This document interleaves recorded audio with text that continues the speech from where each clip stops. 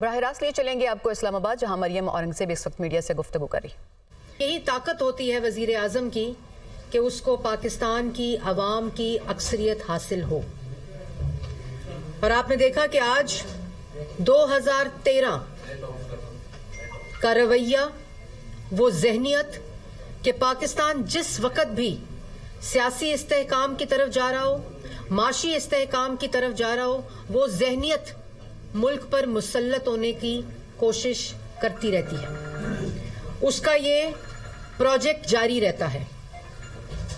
اور آپ نے دیکھا کہ 2013 میں بھی جب ملک میں سیاسی استحکام آ رہا تھا، معاشی استحکام آ رہا تھا، یہ 2013 والے سڑک کے اوپر ڈی چوک میں اپنی قبریں کھود رہے تھے، سپریم کورٹ کے باہر گندے کپڑے لٹکا رہے تھے، گالم گلوچ، بدتمیزی، بد تہذیبی۔ اس وقت بھی پریزیڈنٹ شی آ رہے تھے تو انہوں نے ڈی چوک کو بند کر دیا اور سی پیک کا راستہ بند کرنے کی کوشش کی۔ اسی طرح جب ملک پہ مسلط ہوئے آر ٹی ایس کو بٹھا کر آج دھاندلی کے اوپر لیکچر دیتے ہیں۔ آر ٹی ایس کو 2018 میں بٹھا کر نواز شریف کا مینڈیٹ چوری کیا گیا اور ملک پر مسلط ہو کر سی پیک روکا، ملک کی ترقی روکی، ملک کو مہنگا ترین کیا، ملک کے اندر نالائکی، نااہلی، چور بازاری کا بازار گرم کیا، کرپشن کا بازار گرم کیا۔ میں نہیں کہہ رہی، ٹرانسپیرنسی انٹرنیشنل کہہ رہی ہے۔ اور آج پھر یہ جو 9 مئی والے ہیں یہ پارلیمان میں پہنچ گئے ہیں۔ پہلے پارلیمنٹ پہ حملہ بار سے کیا تھا، پی ٹی وی پر حملہ بار سے کیا تھا، آج پارلیمان کے اندر آ کر پارلیمان پر حملہ آور ہے۔ اور جو ہنگامہ، جو بدتمیزی، احتجاج کا طریقہ پوری دنیا میں ہوتا ہے، پوری دنیا میں پارلیمان کا احتجاج کا طریقہ ہوتا ہے، گالم گلوچ، گندی گفتگو، بد تہذیبی، بد تمیزی۔ اور وہ کیوں؟ کیونکہ تکلیف آج بھی یہ ہے کہ کہیں ملک ترقی نہ کر جائے، کہیں سی پیک دوبارہ نہ چل جائے، شہباز شریف صاحب آ گئے ہیں، کہیں مہنگائی کم نہ ہو جائے کیونکہ مسلم لیگ نون آ گئی ہے، کہیں ملک کے حالات بہتر نہ ہو جائیں، کہیں نوجوان کو جو بے روزگاری میں پچھلے 7 سال میں بے روزگار ہے ان کو روزگار نہ مل جائے، کہیں آئی ٹی کا انقلاب نہ آ جائے، ایگریکلچر کا انقلاب نہ آ جائے، ملک میں تعلیم اور صحت کا انقلاب نہ آ جائے، کیونکہ یہ 4.5 سال اس ملک کو صرف لوٹ کر گئے ہیں۔ لیکن میں ایک بات پاکستان کی عوام کو بتانا چاہتی ہوں، یہ جتنی بدتمیزی کر لیں، جتنی ہنگامہ آرائی کر لیں، جس طرح شہباز شریف صاحب نے کیا کہہ رہے تھے اپنی تقریر میں، کہہ رہے تھے کاش یہ شور جو ہے وہ شعور میں بدل جائے۔ انہوں نے کہا مساق معیشت کے ساتھ میں مساق مفاہمت کی دعوت دیتا ہوں۔ اس گالم گلوچ کے باوجود جب یہ اقتدار میں آئے تھے تو پوری کی پوری اپوزیشن سزائے موت کی چکیوں میں تھی۔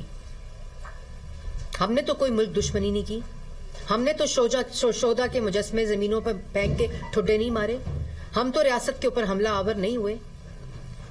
یہ جو 9 مئی والی ذہنیت ہے، اصل میں یہ ذہنیت ملک کی ترقی کو روکتی ہے۔ اور جس طرح شہباز شریف صاحب نے آج کی تقریر کو پورا کیا ہے، اس ہنگامہ آرائی، اس شور شرابے کے باوجود، انشاءاللہ اسی طرح پورے کا پورا ٹینیور جو پاکستان کی عوام نے مینڈیٹ دیا ہے اس ٹینیور کو مکمل کریں گے۔ اسی طرح یہ 2013 والے نہ بدلے ہیں اور نہ بدلنے والے ہیں، کیونکہ یہ جو آپ کو شکلیں نظر آتی ہیں یہ شکلیں نہیں ہیں، یہ ذہنیت ہے، یہ وہ مائنڈ سیٹ ہے جس نے اس ملک کے نوجوان کو بدتمیز، بد تہذیبی سکھائی ہے، انکلکیٹ کی ہے۔ لیکن انشاءاللہ ہم عوام کی خدمت کر کے یہ یوں ہی شور کریں گے، یہ اسی طرح گالم گلوچ کریں گے، کیونکہ یہ ذہنیت ہے جو مسلط ہے اس وقت۔ تماشا دھاندلی دھاندلی دھاندلی، او بھئی خیبر پختونخوا میں دھاندلی نہیں ہوئی؟ پنجاب کے اندر جس جگہ ہارے ہیں وہاں دھاندلی، جس جگہ جیتے ہیں وہاں شفافیت کا الیکشن ہوا ہے۔ مطلب ایک کانسٹیچوئنسی کے ساتھ والی کانسٹیچوئنسی پنجاب کی بڑی شفاف ہوئی الیکشن ہوا ہے، اور اس کے ساتھ والی کانسٹیچوئنسی میں دھاندلی ہو گئی ہے۔ تو کیا تم لوگوں نے 400 سیٹیں جیتنی تھی؟ پورے پاکستان میں जितनी सीट्स हैं वो पाकिस्तान तहरीके इंसाफ ने जीतनी थी। तमाशा लगाया हुआ है। और अगर धांधली को आपका कोई किसी किस्म की तकलीफ है, याद है वो 2013 में 4 हल्के खोल दें, वो खोदा पहाड़ निकला चूहा। आप फिर वही तमाशा। अगर आपको कोई शायबा है, कोई शिकायत है, इलेक्शन कमीशन जाए। इलेक्शन कमीशन जाते हैं, वहां से वो जो इलेक्शन कमीशन है वहां के जो लोग हैं वो पूछते हैं एविडेंस तो कहते हैं टीवी से एविडेंस ले लें, टीवी से फॉर्म 45 ले लें। तमाशा बनाया हुआ है। लेकिन मैं वाज़ेह अल्फाज में कहना चाहती हूं कि इंशाल्लाह जिस तरह शहबाज शरीफ साहब ने अपनी तकरीर मुकम्मल की है, पार्लियामान में पाकिस्तान की आवाम को रिप्रेजेंट किया है, आज जिस हौसले के साथ, जो आईटी के अंदर, एग्रीकल्चर के अंदर, खारजा पॉलिसी के अंदर, मईशत के अंदर जो अपना विजन दिया है, जो नौजवान के लिए अपना विजन दिया है, उस सब को इंशाल्लाह मुकम्मल करेंगे। पाकिस्तान को वापस 2018 में जहां तरक्की का सफर छोड़ा था वहां से शुरू करेंगे और उसको आगे लेकर जाएंगे। ये इसी तरह रोते रहेंगे, ये इसी तरह चीखते रहेंगे और ये इसी तरह पीटते रहेंगे, क्योंकि इनकी किस्मत में। आज मुझे किसी ने पूछा कि वो खड़े थे आज ऑपोजिशन वाले, तो क्या कहेंगी? मैंने कहा इनकी किस्मत में सिर्फ खड़े होना रहना है। इनको अगर अवाम ने भेजा है पार्लियामान में, इनकी किस्मत में पार्लियामान में बैठना नहीं है। ये इसी तरह खड़े रहेंगे क्योंकि इनकी जहनियत मुल्क की तरक्की के खिलाफ है। अच्छा, ये तबसरा करें जी कि कहा है जी बात करें। क्या हम, अब मैं आपकी बात तो नहीं काट सकती। हाँ, मैं सुन तो रही हूँ। जी हम ना हुकूमत चलने देंगे जी। ना साउथ को चलने देंगे, क्या कमेंट करेंगे आप? देखिए, मैंने, आप जरा देर से आए साले जाफर साहब, मैंने पहले ये बात बोली है कि ये जब देखते हैं कि मुल्क के अंदर कोई इस्तेहकाम आ रहा है, कोई मईशत में इस्तेहकाम आ रहा है, कोई सियासी इस्तेहकाम आ रहा है, मुल्क तरक्की की तरफ जा रहा है, मुल्क की पार्लियामान दोबारा वजूद में आई है, इन्होंने अपनी हंगामा आराई करनी है, क्योंकि ये 9 मई की ज़हनियत है। इन्होंने ना मुल्क की तरक्की पे इकट्ठे बैठना है, ना मुल्क की मईशत को ठीक करने के लिए इकट्ठे बैठना है, ना आवाम की हालत को बेहतर करने के लिए इकट्ठे बैठना है, क्योंकि ये इंतशार पसंद लोग हैं, ये फितना लोग हैं। बार बार शहबाज शरीफ साहब आज कह रहे हैं आओ बैठो, इस मईशत को ठीक करने के लिए इकट्ठे बैठो, मुल्क की तरक्की को करने के लिए इकट्ठे बैठो। ये तमाशे लगाया हुआ इन्होंने, फजूल किस्म की गुफ्तगू करते हैं। लेकिन मैंने जैसे पहले कहा, ये करते रहें।